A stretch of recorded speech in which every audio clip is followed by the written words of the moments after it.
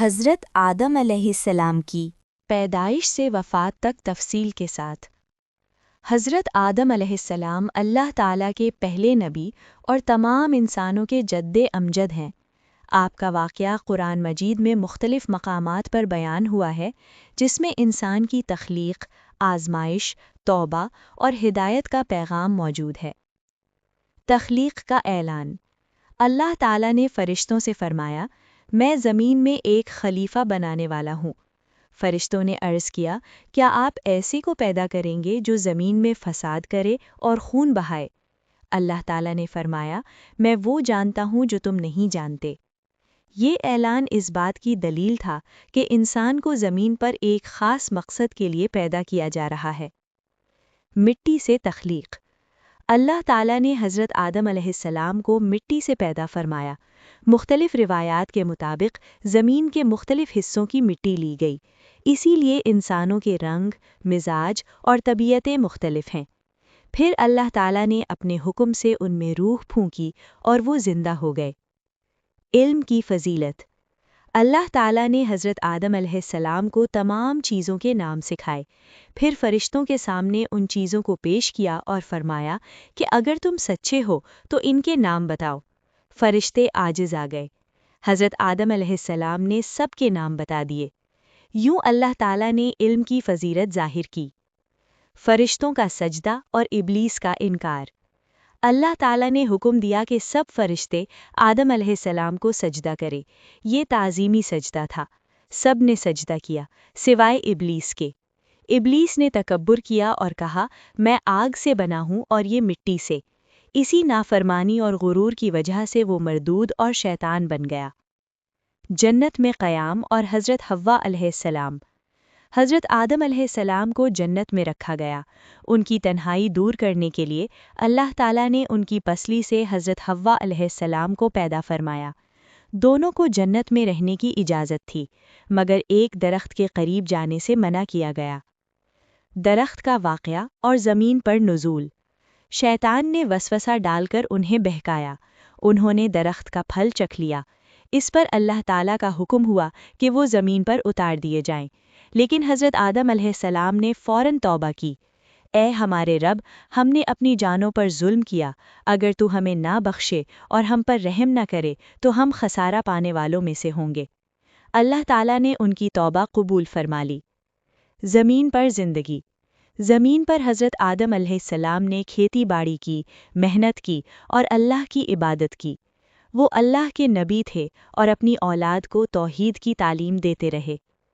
حابیل اور قابیل کا واقعہ۔ حضرت آدم علیہ السلام کے دو بیٹے تھے، حابیل اور قابیل۔ دونوں نے اللہ کے حضور قربانی پیش کی۔ حابیل کی قربانی قبول ہوئی، قابیل کی نہیں۔ حسد کی وجہ سے قابیل نے اپنے بھائی حابیل کو قتل کر دیا۔ یہ زمین پر پہلا قتل تھا۔ حضرت آدم علیہ السلام کو اس واقعہ سے بہت صدمہ پہنچا، لیکن انہوں نے صبر کیا۔ حضرت آدم علیہ السلام کی وفات۔ حضرت آدم علیہ السلام تقریباً 1000 سال تک زندہ رہے، روایات کے مطابق 960 سال۔ جب ان کی وفات کا وقت آیا تو فرشتے آئے اور ان کی روح قبض کر لی۔ انہیں غسل دے کر کفنایا گیا اور نماز جنازہ ادا کی گئی۔ یوں دنیا کی پہلی انسانی زندگی کا باب مکمل ہوا۔ حضرت آدم علیہ السلام کی وفات کے بعد ان کی اولاد، خصوصاً حابیل اور قابیل کے واقعے کو نہایت تفصیل، ترتیب اور اثر انگیز انداز میں بیان کریں۔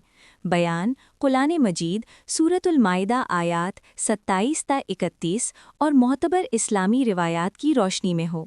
ابتدا میں حضرت آدم علیہ السلام کی وفات کے بعد کے حالات بیان کریں کہ ان کی اولاد کس طرح زمین پر پھیل رہی تھی، لوگ کس طرح سادہ زندگی گزار رہے تھے، عبادت، کھیتی باڑی اور روزمرہ کے معاملات کیسے انجام دیتے تھے۔ پھر حابیل اور قابیل کا تعارف کرائیں، ان کی طبیعت، مزاج اور پیشہ بیان کریں۔ حابیل نرم دل، متقی اور بھیڑ بکریاں پالنے والے، قابیل کھیتی باڑی کرنے والے لیکن قدرے سخت مزاج۔ اس کے بعد وہ پس منظر بیان کریں جس کی وجہ سے قربانی پیش کرنے کا حکم ہوا۔ وضاحت کریں کہ دونوں بھائیوں نے اللہ کے حضور قربانی کیوں پیش کی، کس چیز کی قربانی دی اور کن معیاروں پر قربانی قبول ہوتی ہے۔ تفصیل سے بیان کریں حابیل کی قربانی کیوں قبول ہوئی، قابیل کی قربانی کیوں رد ہوئی، حسد اور تکبر نے قابیل کے دل میں کیسے جگہ بنائی، حابیل نے اپنے بھائی کو کیا نصیحت کی، اگر تو مجھے قتل کرنے کے لیے ہاتھ بڑھائے گا تو میں تجھ پر ہاتھ نہیں اٹھاؤں گا۔ قتل کے منظر کو سنجیدہ اور سبق آموز انداز میں بیان کریں، جذباتی رنگ ہو مگر مبالغہ نہ ہو۔ واضح کریں کہ یہ زمین پر پہلا قتل تھا اور انسانیت کی تاریخ کا پہلا خونی واقعہ تھا۔ پھر قتل کے بعد قابیل کی کیفیت بیان کریں، خوف، پشیمانی، لاش کے ساتھ بے بسی۔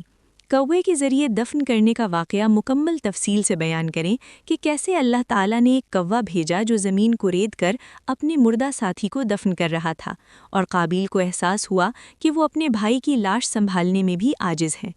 اس کے بعد بیان کریں حضرت آدم علیہ السلام اگر وفات سے پہلے یا بعد کا ذکر ہو کا اس واقعے پر رد عمل، باقی اولاد نے کیسے زندگی گزاری، نسل انسانی کیسے آگے بڑھی، نبیوں کی آمد کا سلسلہ کیسے شروع ہوا۔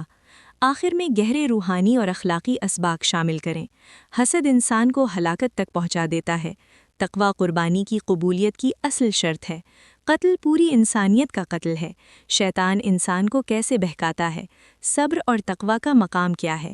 بیان کا انداز مؤثر، سنجیدہ، روحانی، نصیحت آموز، خطابانہ اور دل کو جھنجھوڑ دینے والا۔